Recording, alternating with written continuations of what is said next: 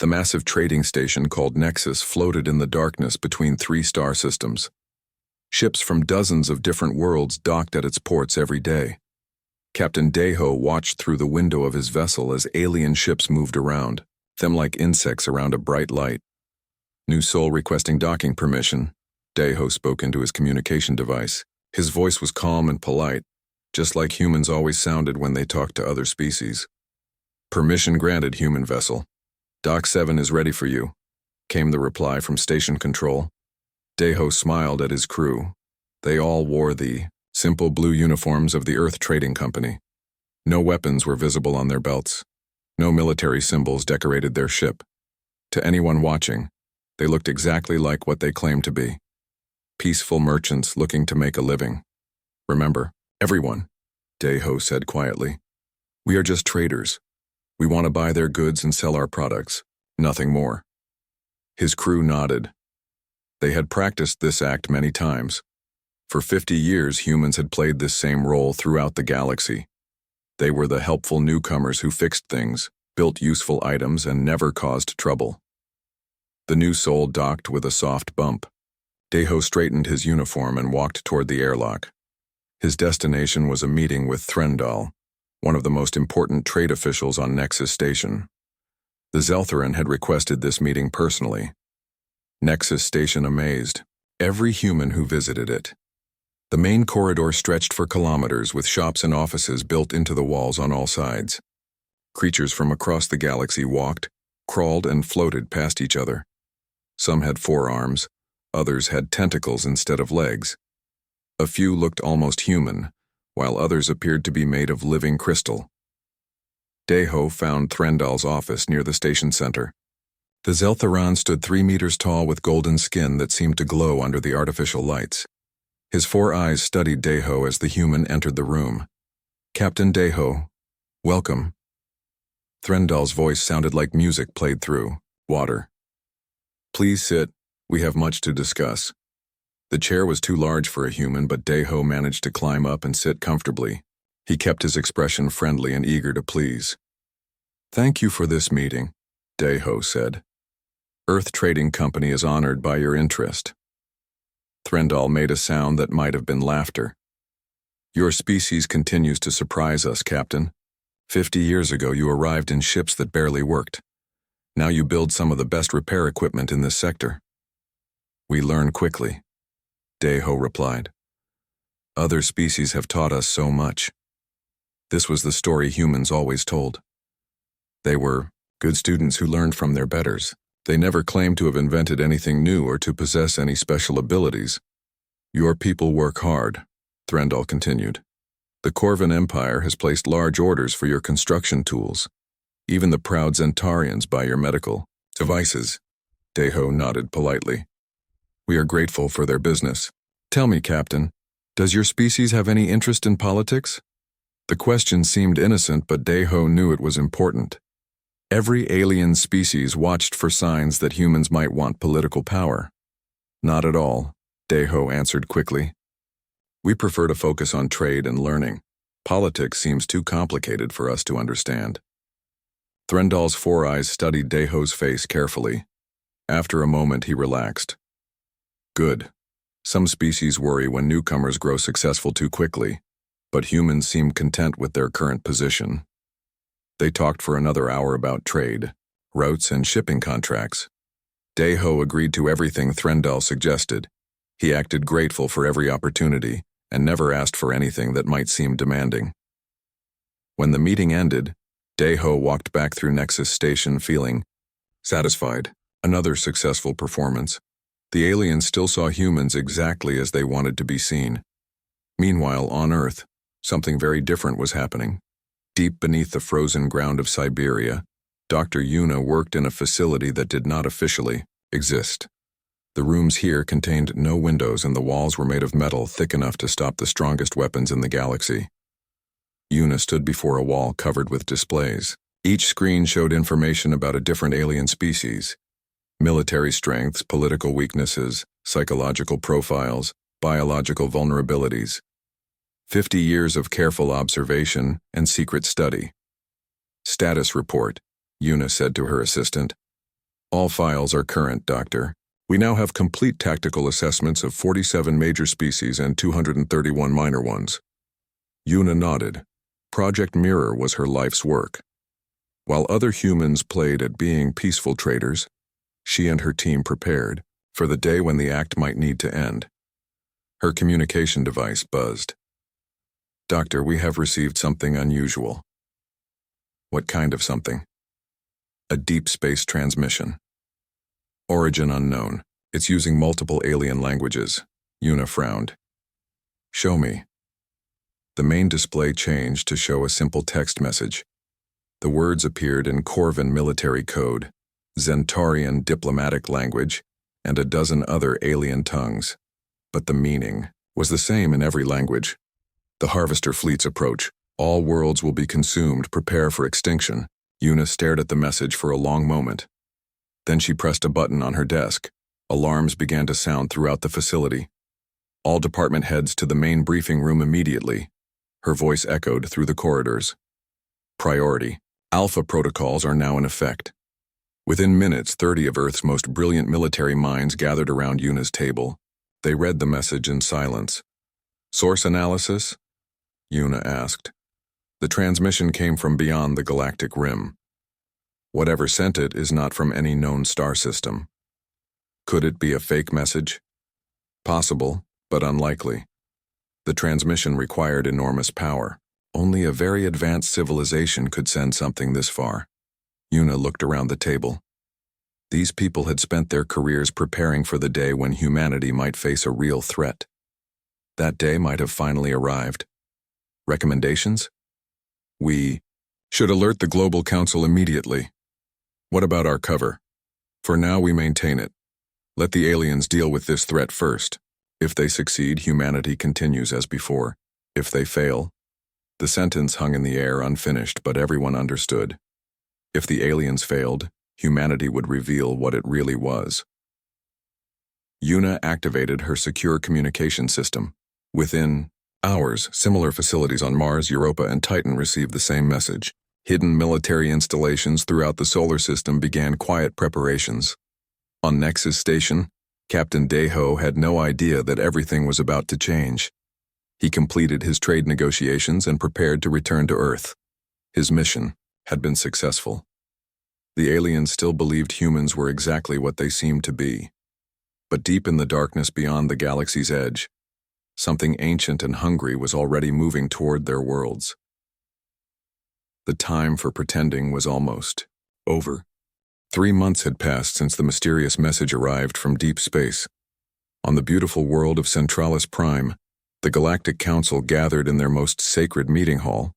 The building had stood for 1,000 years and had seen many crises, but nothing like this.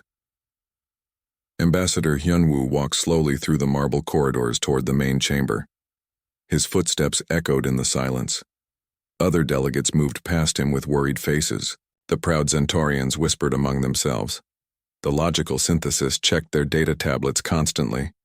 Even the mighty Corvan looked concerned. The main chamber was enormous. Representatives from over 60 different species sat in curved rows that rose toward the ceiling like steps. At the center stood a holographic display that showed the entire galaxy. Red dots marked the locations where the mysterious signals had been detected. The emergency session will now begin, announced the council speaker, an ancient being whose species had helped create the Galactic Confederation centuries ago. Admiral Vextar of the Corvan hegemony will present the military assessment. Admiral Vextar stood slowly. The Corvan was massive even by his species' standards. His dark armor covered muscles that could crush steel. Battle scars marked his face from dozens of conquered worlds. When he spoke, his voice shook the chamber. The situation is worse than we first believed, Vextar began. Long-range sensors have detected massive objects entering our galaxy. They are larger than our biggest space stations. They move in perfect formation and ignore all attempts at communication. The holographic display changed to show grainy images captured by scout ships. The objects were dark and seemed to absorb light around them. They looked like enormous insects made of metal and shadow. We have designated these entities as harvesters. Vextar continued. Our scouts report that they strip entire star systems of all life. They consume everything organic and leave only dead rock behind. Shocked voices filled the chamber. Many delegates had never heard of anything so terrible. The synthesis representative raised one of her mechanical arms. What are their numbers? She asked in her emotionless voice. Unknown. Our scouts count at least 10,000 large vessels, but more continue to arrive from beyond the galactic rim. A Zentarian delegate stood up. His golden robes shimmered as he moved.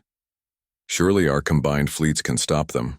The Galactic Defense Force has never been defeated. Vextar's scarred face twisted into something that might have been a smile. I have conquered half this galaxy. I have defeated enemies that seemed impossible to beat. But these harvesters... He paused and looked around the chamber. Our computer models give us a 12% chance of victory. The chamber erupted in noise. Delegates shouted questions and demands. Some species began arguing about evacuation plans. Others suggested immediate surrender. The ancient order of the Galactic Council was falling apart. Through all this chaos, Ambassador Hyunwoo sat quietly in the human section. He watched and listened but said nothing. His face showed no emotion. Other delegates ignored him completely. Humans were useful for trade and building things, but no one expected them to have opinions about military matters. Finally, the council speaker restored order. We must work together. What forces can each species contribute to our defense? One by one, the major powers listed their military capabilities. The Corvin had the largest fleet with over 2,000 warships. The Zentaurians possessed advanced shield technology. The synthesis offered their computational abilities for tactical planning. When the speaker turned to the human section, most delegates barely paid attention. Everyone knew humans had a tiny fleet and no significant military technology. Ambassador Hyunwoo, what can your species offer? Hyunwoo stood slowly. His voice was quiet but clear. Earth will assess its capabilities and respond appropriately. That was all he said. A few delegates chuckled at the modest response. Others nodded approvingly at human humility. None of them realized they had just heard the most dangerous words spoken in the chamber that day. While the council debated, something incredible was happening in the Sol system. Prime Minister Ji-won stood in the command center deep beneath the Swiss mountains. Around her, hundreds of technicians worked at control stations that had been hidden from the galaxy for decades. Protocol 7 is now active, she announced. All hidden facilities are to begin immediate preparation for full military deployment. Across the solar system, things that had been disguised as mining stations and research facilities revealed their true purpose. On the far side of Luna, massive doors opened in what appeared to be empty craters. Inside were shipyards that had been building in secret for 50 years. The asteroid belt contained dozens of hidden military bases. Each one looked like a simple mining operation from the outside. But beneath their rocky surfaces lay weapons and equipment that would shock the galaxy. On Mars, entire cities of workers had been secretly producing military hardware. They had told their families they worked in manufacturing plants. This was true, but not in the way anyone imagined. Captain Soo-jin commanded the stealth ship Ghost of Incheon. Her vessel was invisible to most sensors and could move through space without being detected. For months, she had been tracking the Harvester advance. Target acquired, her sensor officer reported. Single Harvester scout vessel, bearing 27 Mark IV. Soo-jin studied the alien ship on her display. It was smaller than the massive vessels Vexitar had described, but still larger than most galactic warships. Its surface seemed to move and shift like living tissue. Maintain distance and observe, Soo-jin ordered. Record everything. They watched as the Harvester scout approached a small Corvin patrol group. 3 warships that had fought in dozens of battles across the galaxy. Their crews were experienced warriors who had never known defeat. The battle lasted 37 seconds. The Harvester scout fired no visible weapons. Instead, beams of purple energy reached out from its hull and touched each Corvin ship. The mighty warships simply began to dissolve. Their hulls broke apart at the molecular level. Their crews died without even understanding what was happening. Did you record that? Soo-jin asked quietly. Yes, Captain. Full sensor logs. Note the energy patterns, the way their shields adapted to each Corvin weapon, and look at this. She pointed to a section of data on her screen. There. The energy beam flickered for 0.3 seconds when it hit the third ship. Her tactical officer studied the readings. A weakness? Maybe. Or maybe the beginning of understanding how to create one. Su-Jin activated her secure communication system. Within minutes, her observations were transmitted to Earth through channels that no alien species knew existed. Back on Centralis Prime, the Galactic Council continued its debates. Plans were made for evacuation of outer colonies. Resources were allocated for building refugee centers. Some species began secret negotiations with their neighbors, hoping to secure safe passage for their populations. Through it all, Ambassador Hyunwoo sat quietly and listened. He took notes occasionally, but never spoke unless directly asked a question. His responses were always brief and humble. What none of the other delegates knew was that Hyunwoo was a former admiral in the Earth Space Navy, a service that officially did not exist. His quiet observations and modest notes were actually detailed tactical assessments of every species' capabilities and weaknesses. As the session ended, delegates from different species gathered in small groups to discuss private alliances and desperate plans. The galaxy's leaders were beginning to panic as they realized the scope of the threat they faced. Hyunwoo walked alone back to the human embassy. His steps were still slow and measured, but now there was something different about his bearing, something that might have worried the other delegates if they had been paying attention. That night, he sent a single encrypted message to Earth. It contained just 4 words. The time approaches quickly. On Earth, Dr. Yuna read the message in her underground facility. Around her, Project Mirror had expanded into something much larger. Weapons designers worked alongside alien biology experts. Military strategists studied holographic battle simulations. How long until the harvesters reach the inner systems? She asked her chief analyst. At their current pace, 6 months. Maybe less. Yuna nodded. 50 years of careful planning and preparation. 50 years of letting the galaxy believe humans were weak and harmless. All of it had led to this moment. Send word to all facilities, she ordered. Phase 2 begins immediately. It's time to stop pretending. In the depths of space, the harvester fleets continued their relentless advance. They had consumed 1,000 galaxies across the dimensions. They expected this one to fall just as easily as all the others. They had no idea that one species in this galaxy had been preparing for their arrival since the day they first looked up at the stars. 6 months had passed since the first harvester sighting. The galaxy was dying. 3 core worlds had fallen completely. Their populations were gone, consumed by the alien invaders. Billions of lives had ended in screaming darkness. The proud Corvin Empire had lost half its fleet, trying to stop a single harvester battle group. The logical synthesis had calculated 12 different defensive strategies and watched all of them fail. Even the ancient Zentarians were abandoning their outer colonies and retreating to their homeworld. On Centralis Prime, the government buildings were mostly empty. Many officials had already evacuated to safer systems. The few who remained worked from deep underground bunkers preparing for the worst. The Galactic Council met again in a chamber carved from solid rock far beneath the planet's surface. The mood was desperate. Some delegates wept openly. Others sat in stunned silence. A few species had already sent secret messages to the harvesters, begging for mercy. Admiral Vexitar looked like he had aged 10 years in the past months. His proud armor was dented and scarred from recent battles. When he spoke, his voice was barely above a whisper. The defense line at Kepler Station has fallen. We lost 400 ships in 3 hours. The survivors report that harvester weapons are adapting faster than we can modify our defenses. A synthesis delegate raised her mechanical hand. What about evacuation to the core systems? There are not enough ships. Even if we had them, where would we go? The harvesters consume everything in their path. There is nowhere to run. The chamber fell silent. Everyone understood what this meant.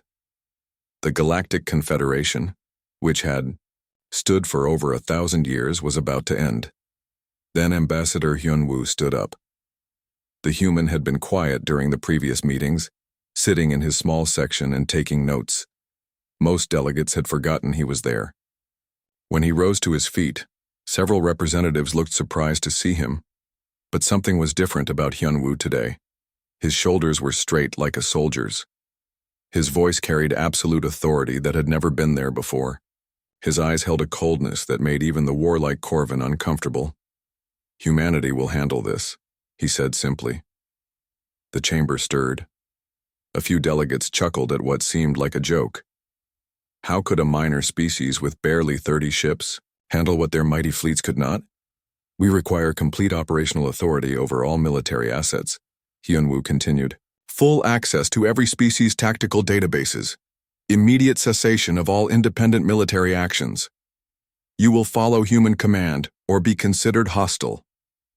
The chamber erupted in outrage. Admiral Vexistar rose to his feet, towering over the human ambassador. "How dare you make such demands? Your species has no significant military achievements.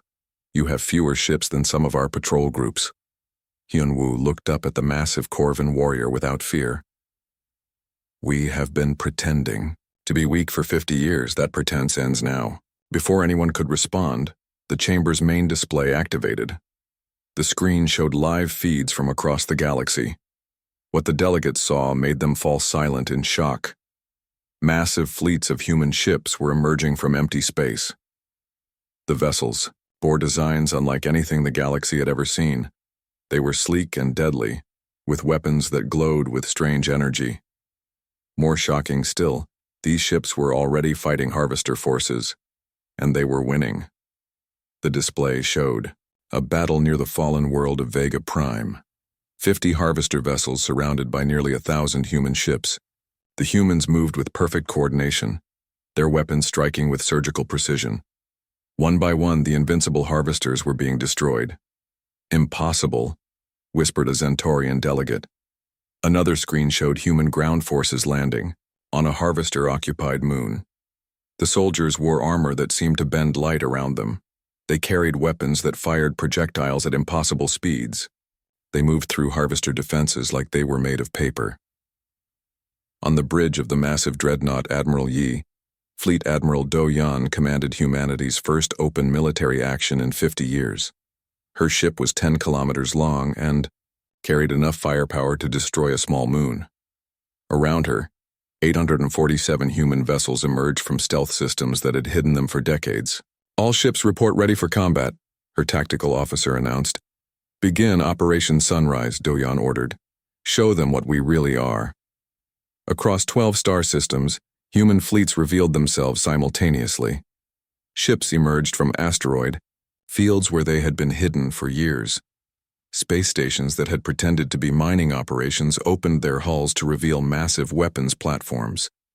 The effect on harvester forces was immediate. The aliens had adapted to fight conventional, galactic military doctrine. They were not prepared for human tactics that had been developed specifically to counter their abilities. Human weapons used principles that other species had never considered. Instead of trying to overpower harvester shields, they found ways to make the shields work against themselves. Human ships moved in patterns that confused harvester targeting systems. Most importantly, humans were willing to sacrifice individual ships to achieve strategic victories. In the Galactic Council chamber, the delegates watched in stunned silence as the feeds continued. System after system showed human forces engaging and defeating harvester fleets that had seemed unstoppable. "Where did these ships come from?" demanded Admiral Vextar. Hyunwoo's expression did not change. "We have been building them since the day we joined your confederation. Every mining operation, every research station, every trade route we established had a secondary purpose. You saw what you expected to see." A synthesis delegate processed this information with mechanical precision. "The statistical probability of hiding such a large military force is less than 1%. Only if you assume we were trying to hide it from equals," Hyunwoo replied. "We were hiding it from primitives who could not imagine that the species they considered weak might actually be the strongest." The word primitives hung in the air like a physical blow. These were the representatives of civilizations that had ruled the galaxy for millennia. They had never been called primitive by anyone, but as they watched human forces systematically dismantling Harvester battle groups that had destroyed their own fleets with ease, they began to understand a terrible truth. They had never been the advanced civilizations they believed themselves to be. They had been children playing with toys while the adults watched and waited. "How long?" asked the council speaker, his ancient voice barely audible. "How long have you been capable of this?" "Since before we left our solar system," Hyunwoo answered. "We spent 200 years preparing for space travel, not because we were slow to develop technology, but because we were making sure we would never be vulnerable to species like yourselves." The chamber fell completely silent. Every delegate was processing the implications of this revelation. Humanity had not been learning from the galaxy's advanced civilizations. They had been studying potential enemies while pretending to be students. On the main display, a new image appeared. It showed the Harvester mothership that had destroyed 3 Corvan battle fleets. The massive vessel was surrounded by human attack craft. As the delegates watched, the invincible alien ship began to break apart under focused human fire. The immediate Harvester threat will be eliminated within 72 hours, Hyunwoo announced. After that, we will discuss the galaxy's future governance structure. He sat down without another word, leaving the other delegates to stare at the screens showing their new reality. The species they had dismissed as harmless traitors had just revealed themselves as the most powerful military force in known space. Admiral Vextar slowly returned to his seat. The proud warrior who had conquered half the galaxy suddenly felt very small. Outside the chamber, human ships continued their systematic destruction of Harvester forces. 50 years of careful preparation and patient planning were finally being revealed. The galaxy was learning that humanity had never stopped being predators. They had simply been waiting for worthy prey. The revelation of humanity's hidden strength sent shockwaves through both the galaxy and the Harvester Collective. What had seemed like an easy conquest was becoming a nightmare for the interdimensional invaders. General Tai Hyung stood on the bridge of the assault transport Soul's Revenge as it approached Corvan Prime. The planet had fallen to the Harvesters 3 weeks ago. Its proud cities were now feeding grounds for the alien swarm. Today, humanity would attempt something no other species had managed, taking back a conquered world. "Landing zones secured, General," reported his aide. "First wave is ready for deployment." Tae Hyung nodded. Through the viewport, he could see the scarred surface of what had once been the Corvan Empire's greatest world. Massive Harvester structures grew from the ground like metal tumors. The air itself seemed poisoned by their presence. Begin the assault. Thousands of human soldiers dropped from orbit in pods designed to look like debris. The Harvesters had learned to shoot down conventional landing craft, but they ignored what appeared to be wreckage falling from destroyed ships. Sergeant Bo Young felt her pod slam into the ground near what had been Corvan Prime's capital city. The impact should have killed her, but her armor absorbed the shock like she had landed on soft grass. Around her, similar pods cracked open to reveal soldiers equipped with technology that defied galactic understanding. The Harvesters responded quickly to the human landing. Creatures the size of buildings emerged from underground tunnels. Their weapons fired energy beams that could cut through Corvan battle tanks. But when the same beams struck human soldiers, they simply bounced off personal shields that adapted faster than the aliens could adjust their fire. Bo Young raised her rifle and fired at the nearest Harvester. The weapon looked primitive compared to galactic energy weapons, but the projectile it fired moved at nearly the speed of light. It punched through the alien's adaptive armor, like the creature was made of soft mud. These things adapt to energy. "Weapons," she called to her squad. "Good thing we brought bullets." The battle for Corvan Prime became a showcase of human military thinking. Where other species tried to match the Harvesters with superior technology, humans used deception and tactics that turned the aliens' strengths into weaknesses. Human soldiers would retreat from strong Harvester positions, leading the aliens into carefully prepared traps. They would pretend to be defeated, only to reveal that their retreat had placed explosive charges throughout harvester structures. Most disturbing to their galactic allies, humans showed a willingness to sacrifice themselves that seemed almost insane. Private Jinsu's squad found themselves surrounded by harvester drones in the ruins of a Corvan government building. Any other species would have tried to fight their way out or called for evacuation. Instead, Jinsu armed the nuclear device in his backpack. "Tell my family I was proud to serve," he said into his communicator. The explosion cleared 3 city blocks of harvester forces. This scene repeated itself across the planet. Human soldiers died by the thousands, but each death achieved a specific, tactical objective. The harvesters, who had consumed billions of beings across the galaxy, had never encountered a species that treated individual lives as expendable resources in service of victory. On Earth, Dr. Minho worked in a laboratory that would have horrified the galaxy's other species. Captured harvester specimens lay on dissection tables, their biology being studied through methods that the Galactic Medical Council had banned centuries ago. "The neural pathways suggest a collective consciousness," Minho reported to his research team. "But it's not what the other species assumed. They function more like a vast computer network than a true hive mind." His assistant, Dr. Yun-hai, looked up from her microscope. "Which means what exactly?" "It means they can be hacked." The research facility contained dozens of harvester subjects in various states of dissection. Some were still alive, their neural activities being monitored as human scientists learned how their minds functioned. The methods would have been called torture by galactic standards. Humans called it necessary research. The breakthrough came when Minho's team discovered that harvester consciousness operated on specific quantum frequencies.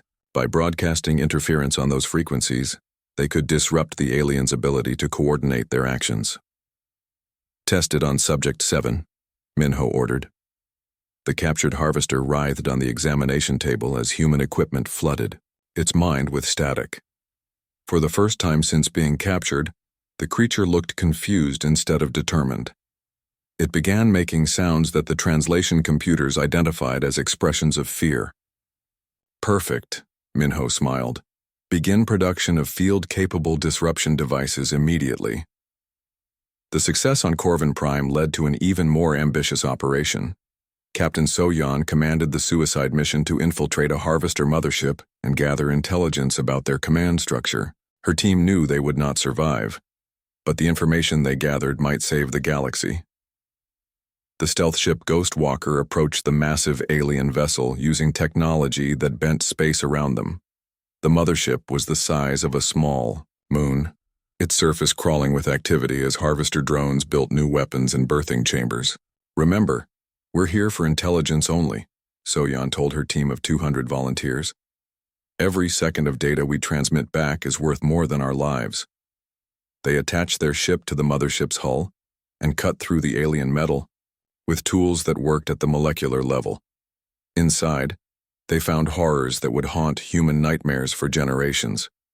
Harvester breeding chambers contained the remains of consumed species from across the galaxy. The aliens were not just destroying civilizations, they were using their biological material to create new types of harvester creatures. Each conquered species added new capabilities to the collective.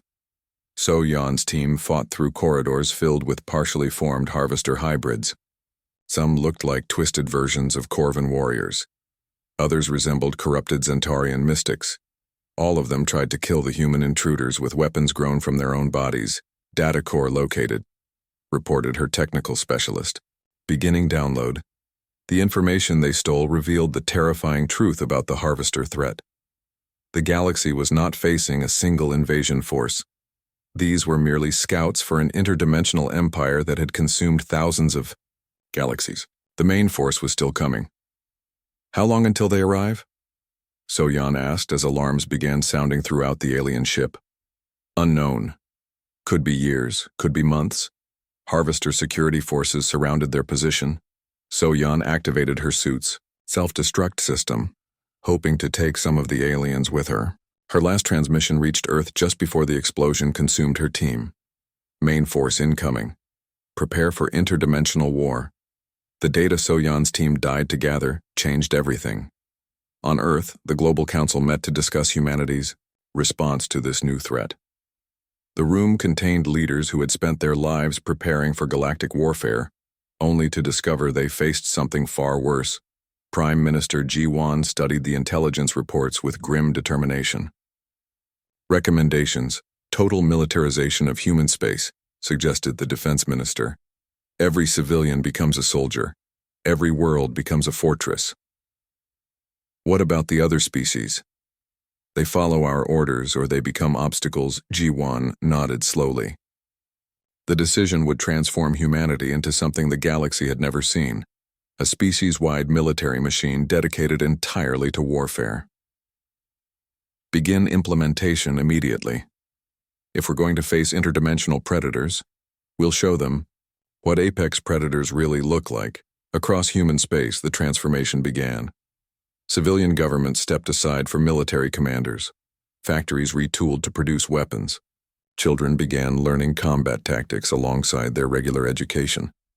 The other species watched in fascination and horror as humanity revealed another aspect of their true nature. They had thought the military revelation was shocking. Now, they realized it had only been the beginning. Admiral Seon-mi commanded the fleet that would attempt humanity's most ambitious operation yet, a direct strike against the Harvester's interdimensional gateway. The mission required sacrificing entire star systems to create the firepower necessary to breach dimensional barriers. All ships report ready, her tactical officer announced. Begin Operation Ragnarok, Seon-mi ordered. The attack fleet included over 3,000 human warships and the converted mass of 2 entire asteroid belts worth of ammunition. They struck the gateway with enough force to shatter moons. For a moment, it seemed the attack had failed. The gateway continued to pulse with interdimensional energy. Then, slowly, it began to collapse. The immediate Harvester threat was over. The gateway closure cut off the advanced scouts from their home dimension. Without reinforcement, they were systematically hunted down and destroyed by human forces. But victory came with a terrible cost. The gateway's collapse sent shockwaves through dimensional space. Other entities, some potentially more dangerous than the Harvesters, had noticed the disturbance. Deep space monitoring stations began detecting new signals from beyond the galactic rim. Signals that suggested humanity's war for survival had only just begun. The galaxy now belonged to humanity, but the universe contained threats they were only beginning to understand.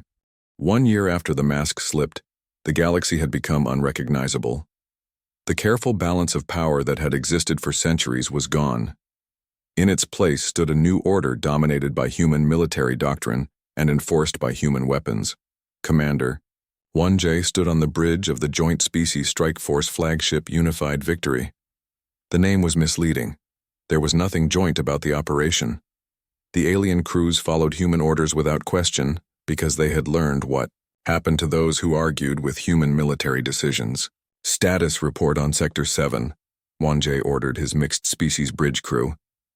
A synthesis officer, her mechanical parts gleaming under the harsh lights, responded immediately.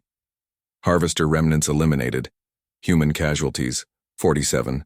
Alien casualties, 212. 1J nodded without emotion. The numbers told the story of this new galaxy. Humans planned the operations, took the key risks, and achieved the victories. Other species provided support and absorbed losses that human commanders deemed acceptable. Below decks, Catherine observed the human soldiers with growing unease. The synthesis had been chosen to study human military methods as part of a cultural exchange program. What she discovered challenged everything she thought she understood about warfare.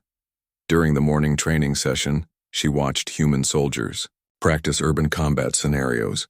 The aliens in the mixed unit focused on minimizing casualties and preserving infrastructure. The humans focused on winning. When a Corvin warrior hesitated to fire through a building that might contain civilians, the human squad leader took the shot without hesitation. Mission first, the human explained. Everything else is secondary. Catherine processed this information through her logical frameworks. Other species fought to survive. Humans fought to win. The distinction seemed small but proved devastatingly effective. Her daily reports back to the synthesis leadership contained observations that disturbed the galactic intelligence community. Human soldiers showed no fear of death, only fear of failure. They viewed their own lives as resources to be spent wisely, rather than preserved at all costs. On Earth, Dr. Na Young led humanity's most controversial project in a facility buried beneath the Australian desert. Project Shepherd was creating something that would have terrified the galaxy's ethics committees.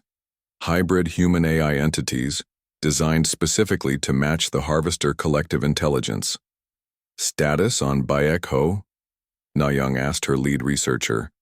Neural. Integration at 97%. Personality matrix stable. Combat algorithms fully loaded. The first Shepherd stood in a containment chamber that could hold back a nuclear explosion. Bekho looked human from the outside, but his mind operated on principles borrowed from both human creativity and artificial intelligence. He possessed human intuition, enhanced by computational abilities that rivaled the Harvester's hive mind. Run the tactical assessment, Na Young ordered. Bekho's eyes glowed with internal displays as he processed information at impossible speeds. Within seconds, he had analyzed every known Harvester engagement and identified 17 new weaknesses in their formation tactics. Recommendation: deploy hunter-killer teams to exploit Harvester command structure vulnerabilities. Estimated success rate: 84.7%. Na Young smiled. The Shepherds were working exactly as designed. Human unpredictability combined with machine precision created something that could think like a Harvester collective, but act like human special forces. Begin independent operations immediately. Within days, Bekho and his newly awakened siblings were deployed across the galaxy. They operated alone or in small teams, striking at Harvester remnants with surgical precision. Their success rate exceeded even human projections. But the Shepherds were only one part of humanity's larger transformation. The entire species was becoming something the galaxy had never seen. A civilization organized entirely around the concept of perpetual warfare.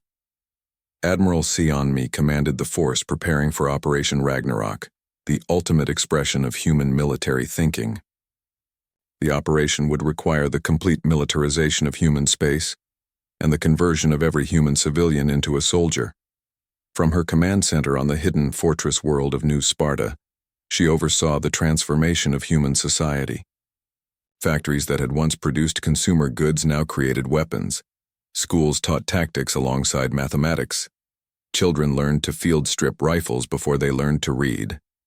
Preliminary reports from the conversion centers, her aide, reported. Civilian populations are adapting faster than projected. Resistance to militarization is minimal.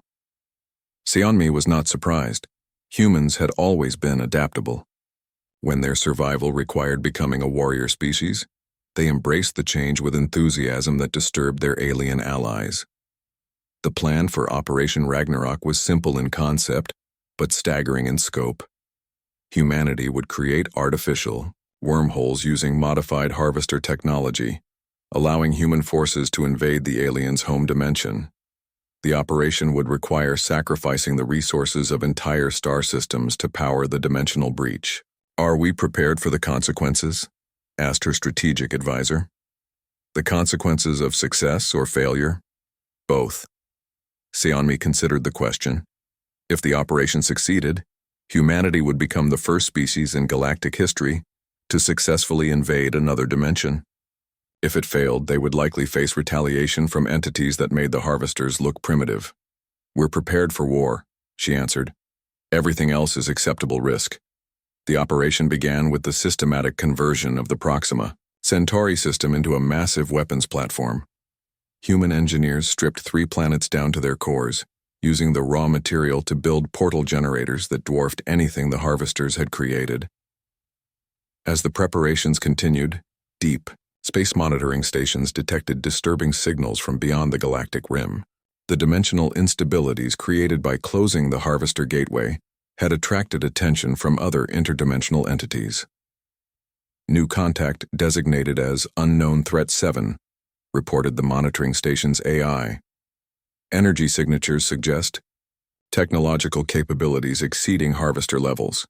The reports reached Earth within hours. Humanity now faced the possibility of fighting a war on multiple dimensions against enemies they did not understand. Prime Minister Ji-won read the intelligence reports with characteristic calm. Her species had spent 2 years revealing hidden capabilities to the galaxy. Each revelation had been met with shock and disbelief from aliens who thought they understood human limitations. Recommendations? She asked her military council. Accelerate Operation Ragnarok. Strike the harvesters before the new threats arrive. What about galactic reaction to interdimensional warfare? They'll adapt or become irrelevant. The decision was made. Humanity would launch the largest military operation in galactic history, opening portals to attack enemies in their home dimension while preparing to defend against new threats attracted by their actions. The aliens who had once dismissed humans as harmless traitors watched in horror as their protectors prepared for interdimensional warfare. Some species began to question whether being saved by humanity was actually a good thing. But their opinions no longer mattered. The galaxy now belonged to the species that had proven itself capable of thinking beyond the limitations that constrained other civilizations. As Operation Ragnarok entered its final phase, humanity prepared to show the universe what apex predators could accomplish when they stopped pretending to be prey. The portal generators reached full power, tearing holes in reality itself. Through the dimensional rifts, human forces could see the harvester home dimension, a nightmare realm where organic life existed only to feed an empire of consumption. Admiral Seon-mi gave the order that would change the nature of warfare forever. Begin interdimensional invasion. Show them what human war really means. Thousands of human ships poured through the portals into alien space, carrying weapons designed to fight enemies that existed beyond the normal laws of physics. Behind them, Earth's defense networks prepared for retaliation from threats they were only beginning to understand. The galaxy had learned to fear humanity's hidden strength. Soon, other dimensions would learn the same lesson. 2 years after first contact with the harvesters, the galaxy existed under a new reality. The proud civilizations that had once ruled the stars now functioned as junior partners in an empire built and controlled by humanity. President Chan Wu addressed the reformed Galactic Council from his position as Supreme Commander of Allied Forces. The title had not been voted on or requested. It simply existed because every major military asset in the galaxy now answered to human leadership. The council chamber on Centralis Prime had been rebuilt according to human specifications. Gone were the curved rows that had placed all species on equal levels. Instead, a central command platform allowed human officers to address the assembled alien representatives from a position of clear authority. Today marks the 2nd anniversary of humanity's emergence as a galactic power, Chan Wu announced to the gathered delegates. The galaxy has achieved unprecedented peace and prosperity under Terran Federation guidance. The statistics supported his statement. Piracy had been eliminated. Interspecies conflicts had ended. Trade moved along routes secured by human patrol fleets. The galaxy was more stable than it had been in centuries, but stability had come at a price that some species were only beginning to understand. Threndal, the Zeltharan trade commissioner who had once dismissed humans as useful servants, now sat in the section reserved for advisory species. His 4 eyes studied the human president with a mixture of respect and barely concealed fear. 2 years ago, Threndal had commanded trade routes worth trillions of galactic credits. Today he managed shipping contracts approved by human economic administrators. His species' merchant fleets operated under human security protocols and followed human trade regulations. The transformation had been gradual, but absolute. Humans did not conquer through invasion. They simply made it clear that cooperation with human leadership was the only path to survival and prosperity. On the military training world of New Sparta, Colonel Yoon-ji oversaw the final phase of Project Looking Glass. The facility stretched across an entire continent, its purpose so classified that even most humans did not know what was being built there. Portal network status? Yoon-ji asked her chief engineer. All 17-dimensional gates are operational. We can now open stable wormholes to 43 different dimensions. The technology was based on captured harvester equipment, but human modifications had transformed it into something far more versatile. Where the harvesters had used dimensional portals for invasion, humans had created a network that allowed instantaneous travel between realities. Begin final testing sequence. The massive generators hummed to life, tearing a hole in space itself. Through the portal, Yunji could see another dimension where the laws of physics operated differently. In this realm, human forces had established monitoring stations to watch for new threats. The Looking Glass network represented humanity's ultimate insurance policy. If any force proved too powerful to defeat directly, humans could simply retreat to another dimension and continue the fight from there. But the network served another purpose that worried some human philosophers. It gave humanity the ability to escape the consequences of their actions by fleeing to alternate realities. Dr. Kyung-soo studied these philosophical implications from his office at the University of New Geneva. As one of the few humans permitted to question government policy, his research focused on the psychological effects of absolute power on human society. His latest report contained disturbing conclusions. Humanity had spent 50 years hiding their true nature from the galaxy. Now that the pretense was over, they had embraced their role as galactic rulers with an enthusiasm that bordered on obsession. "We have become what we always were," Kyung-soo wrote in his private journal. "But now we no longer feel the need to hide it from ourselves or others. Human children learned alien languages not to communicate as equals, but to better command their subjects. Human universities offered courses in xenopsychology designed to help graduates manipulate alien behavior. Human literature celebrated the glory of their species' rise to dominance. The transformation was not entirely negative. Human leadership had brought peace and stability to a galaxy that had known centuries of conflict. But it had also created a society that viewed other species as inherently inferior. Kyung-soo's research was classified at the highest levels. The government wanted to understand the changes, but not advertise them to the galaxy. On the frontier, world of New Busan, Fleet Admiral Boram prepared to lead humanity's most ambitious expedition yet. The dimensional monitoring stations had detected signals from a reality where an ancient species had successfully resisted harvester invasion. "Mission parameters are clear," Boram told her staff. "Make contact with the ancients. Learn their anti-harvester techniques. Establish humanity as the dominant power in that dimension." The expedition fleet included 5,000 of humanity's most advanced warships and the best diplomatic teams in the Terran Federation. But everyone understood that diplomacy was secondary to military demonstration. Humanity no longer approached other species as potential equals. They established dominance first and negotiated terms afterward. The dimensional portal opened, revealing a galaxy where crystalline beings had built defenses that successfully contained harvester expansion for millennia. Boram's fleet emerged into this new reality with weapons charged and shields raised. Within hours, they had established contact with the ancients. The first communication was a simple demonstration: human ships destroying a harvester scouting force that had been harassing the crystalline civilization for decades. "This is Fleet Admiral Boram of the Terran Federation. We come to establish diplomatic relations and offer our assistance in your ongoing conflicts." The ancients responded with gratitude and curiosity. They had never seen technology capable of so easily defeating harvester forces. What they did not realize was that humanity had not come to assist them as equals. They had come to absorb another civilization into their growing interdimensional empire. Back in the home galaxy, the older species were beginning to understand the true scope of human ambition. Earth's leaders did not simply want to rule one galaxy. They were building an empire that spanned multiple realities. The synthesis had calculated the implications of this expansion with mechanical precision.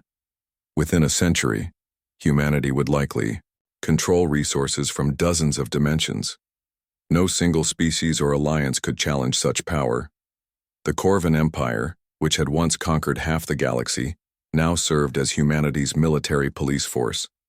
Their warriors followed human tactical doctrine and enforced human laws on worlds that had never known human presence. Admiral Vextar, who had once dismissed human military capabilities, now wore the uniform of the Terran Federation Auxiliary Forces.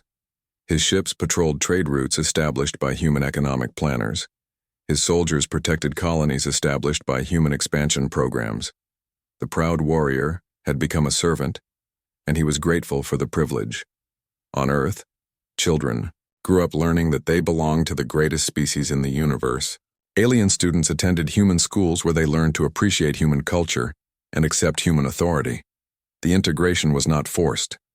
Other species genuinely benefited from human leadership. Crime rates fell to historic lows. Economic prosperity reached levels that would have been impossible under the old system. Scientific advancement accelerated as human researchers shared their methods with alien scientists. But the price of these benefits was the acceptance of permanent human dominance. As the third year of human hegemony began, deep space monitors detected new signals from the spaces between dimensions. Other interdimensional empires had noticed humanity's rapid expansion and were beginning to take interest. President Chan Wu read the intelligence reports with satisfaction rather than concern. Humanity had spent centuries hiding their potential. Now that their true nature was revealed, they welcomed the chance to prove themselves against any challenge. Recommendations? He asked his military council. Continue expansion. Establish forward bases in 12 additional dimensions. Begin construction of the Alpha Ring defensive network around Earth. The Alpha Ring would be humanity's ultimate fortress, an artificial structure surrounding Earth's solar system with enough firepower to destroy entire galaxies. The project would require the resources of hundreds of star systems and the labor of billions of beings. But humanity now commanded exactly those resources. The galaxy that had once dismissed humans as harmless traitors now watched their former protectors prepare for wars that would span multiple realities. Some species wondered if they had simply traded one form of domination for another, but such questions were rarely spoken aloud. The benefits of human leadership were real, and the consequences of challenging human authority had been clearly demonstrated. New generation of alien children learned human languages in schools built by human architects. They studied human history and celebrated human achievements. They grew up understanding that humanity was not just their protectors, but their betters. And in dimensions beyond counting, human forces continued their expansion. Each new reality they entered became part of the growing Terran Federation. Each new species they encountered faced the same choice: cooperation or irrelevance.